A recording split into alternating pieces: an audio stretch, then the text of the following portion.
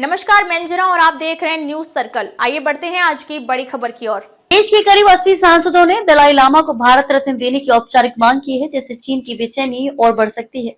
यह मांग संसद में गैर सरकारी प्रस्ताव प्राइवेट मेंबर रेजोल्यूशन के रूप में रखी गई है, जिस पर 80 से अधिक सांसदों ने हस्ताक्षर किए हैं।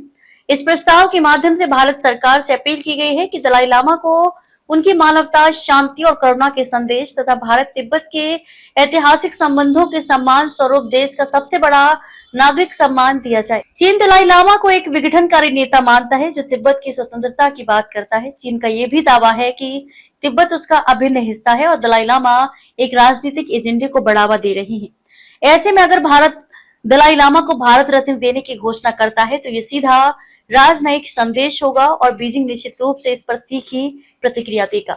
भारत सरकार ने अभी तक इस प्रस्ताव पर कोई आधिकारिक टिप्पणी नहीं की है, लेकिन ये स्पष्ट है कि अगर इसे मंजूरी मिलती है तो ये फैसला दक्षिण एशिया की राजनीति में एक ऐतिहासिक मोड़ बन सकता है।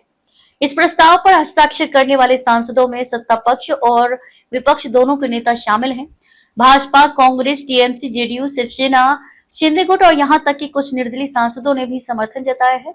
यह दर्शाता है कि यह मुद्दा केवल पार्टी की राजनीति से ऊपर उठकर राष्ट्रीय सम्मान और वैश्विक नैतिकता से जुड़ा हुआ है। 1959 में तिब्बत पर चीनी कब्जे के बाद दलाई लामा भारत आए थे और तब से धर्मशाला, हिमाचल प्रदेश में निर्वासन पर रह रहे हैं।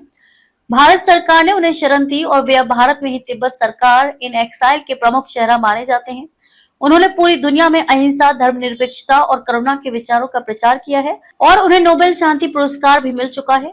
दलाई लामा की उम्र अब 89 वर्ष हो चुकी है। भारत के लिए ये सम्मान देने का एक सांकेतिक और ऐतिहासिक समय माना जा रहा है, क्योंकि यह उनके योगदान को अंतिम रूप से मान्यता देने जैसा होगा। विश्लेषकों का मानना है कि अगर भारत सरकार इस प्रस्ताव को स्वीकार कर लेती है और दलाई लामा को भारत रत्न देती है तो चीन कड़ी प्रतिक्रिया देगा, जैसे कि राजनयिक विरोध, व्यापारिक धमकियां या सीमा पर दबाव बढ़ाना। लेकिन भारत में अब ये मांग जोर पकड़ रही है कि आंतरिक निर्णयों पर बाहरी दबाव स्वीकार नहीं किया जाना चाहिए। 80 सांसदों की ये पहल भारत की विदेश नीति में एक साहसिक और स्पष्ट स्टैंड की ओर इशारा कर रही है। दलाई लामा को भारत रत्न देने की मांग अब केवल एक सम्मान की बात नहीं बल्कि एक राजनीतिक संदेश भी बन चुकी है, वह भी ऐसे समय में जब चीन बार बार सीमा और कूटनीति के मोर्चे पर भारत को चुनौती दे रहा है। अब तक के लिए बस इतना ही। फिर मिलते हैं एक ऐसे ही बड़ी खबर के साथ। तब तक के लिए नमस्कार और देखते रहिए न्यूज सर्कल। अगर आपको वीडियो पसंद आई हो तो लाइक करें व शेयर करें। ऐसे लेटेस्ट अपडेट पाने के लिए बेल आइकन प्रेस करना ना भूलें। अगर आप हमें फेसबुक या फिर इंस्टा के माध्यम से देख रहे हैं तो हमारे पेज को फॉलो जरूर करें। धन्यवाद।